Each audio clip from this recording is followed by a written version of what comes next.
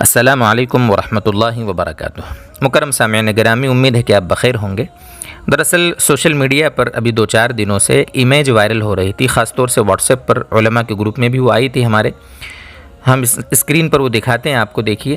ایک اعلان ہے یہ ایک ادارے کی طرف سے۔ اس میں اعلان یہ کیا گیا ہے کہ تمام طلباء کو مطلع کیا جاتا ہے کہ جامعہ فریدیہ میں آٹا نہ ہونے کی وجہ سے آج بروز اتوار شام کو جامعہ میں فاقہ ہوگا، اس لیے تمام طلباء رجوع اللہ اور خصوصی دعاؤں کا اہتمام فرمائیں۔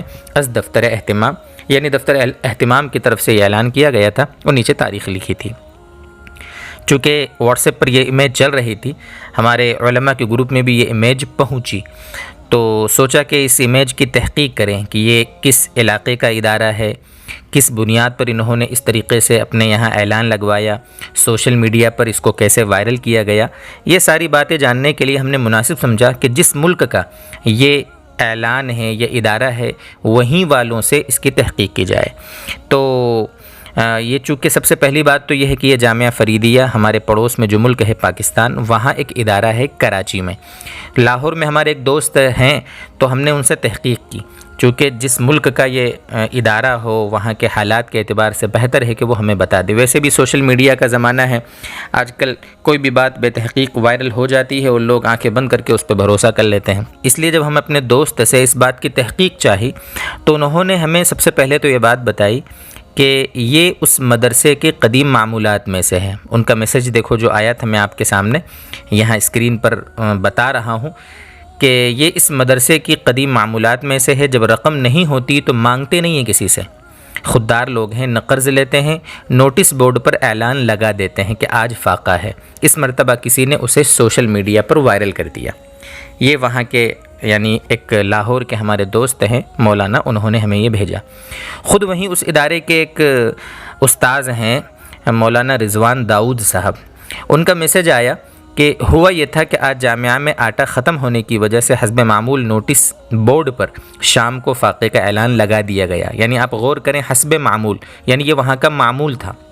ہمیں ابھی پتہ چلا چونکہ یہ سوشل میڈیا پر وائرل ہوا ہے، ٹھیک ہے، یہ وہاں کا معمول تھا۔ کسی طالب علم یا مہمان نے اس کی تصویر لی اور سوشل میڈیا پر پوسٹ کر دی، جس کے بعد اسلام آباد کے لوگوں کی بڑی تعداد حسب توفیق اشیاء خوردنوش لے کر جامعہ پہنچنے لگی۔ تاحال یہ سلسلہ جاری ہے، ٹیلی فون کالز کا سلسلہ الگ سے جاری ہے، کاروں کی قطار بلا مبالغہ مطعم سے لے کر دار ابی بکر تک کھڑی ہے۔ یہ استاذ ہیں جامعہ کے محمد رضوان داؤد صاحب۔ میں آپ کو ایک وہاں کے اخبار کا بھی تراشا آپ کو دکھاتا ہوں کہ اسلام آباد کے باسیوں نے مدارس طلباء کے لیے راشن کا انبار لگا دیا۔ جامعہ فریدیہ میں آٹا نہ ہونے کی خبر پر سینکڑوں شہری گاڑیوں میں اشیاء خوردنوش لے کر پہنچ گئے۔ دوستو بزرگوں، ایک بات تو یہاں یہ سمجھیں کہ یہ جو مدارس ہیں دینی، یہ عوام کے چندے سے چلتے ہیں۔ کبھی کبھی ایسا ہوتا ہے، چونکہ ابھی حالات ایسے ہیں پوری دنیا کے کہ جو چندہ دینے والے لوگ ہیں بیچارے، ان کے کاروبار بھی معطل پڑے ہیں، کاروبار بالکل ٹھپ پڑے ہیں، بہت زیادہ مارکیٹ میں کساد بازاری چل رہی ہے، یعنی کہ ٹھنڈا ہے۔ تو اس لیے ہو سکتا ہو کسی ادارے میں وہ تعاون نہیں ہو سکا، جس کی بنیاد پر وہاں کے طلباء کو فاقہ کرنا پڑا، تو اس کا اعلان وہاں کے طلباء کے حساب سے وہ کیا گیا تھا، لیکن کسی نے اس کو وائرل کر دیا۔ اور مدارس میں اس طرح نرم گرم حالات چلتے رہتے ہیں، وہاں کے طلباء، وہاں کے علماء، وہاں کے مدرسین ہی جانتے ہیں کہ کیا کیا وہاں بیتتی ہے۔ اس لیے یہاں پر سب سے پہلے تو گزارش یہ ہے کہ اپنے اپنے علاقوں میں جو مدارس ہیں، وہاں پڑھانے والے علماء ہیں، وہاں کے جو نظماء ہیں اور طلباء ہیں، ان سے ہم رابطہ رکھیں، ان کی ضروریات کا انتظام فرمائیں، اور جتنا ہو سکے ان کے لیے آسانیاں پیدا فرمانے کی ہم اپنی طرف سے کوشش کریں۔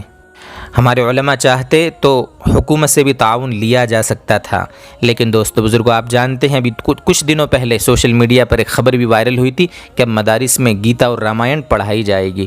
جن مدارس نے حکومت سے تعاون لیا ہے، ایسے مدارس جو بورڈ کے ہیں، کچھ علاقوں میں ایسے مدارس ہیں، تو ظاہر سی بات ہے جب حکومت سے چندہ لیا جائے گا تو پھر وہ اپنی مرضی سے جو چاہیں گے وہ پڑھانے کی ہمیں باتیں کریں گے، ہمیں آرڈر دیں گے، اور نہ ماننے کی صورت میں حکومت کی جو امداد ہوتی ہے اس کو وہ بند کر دینے کی دھمکیاں دیں گے۔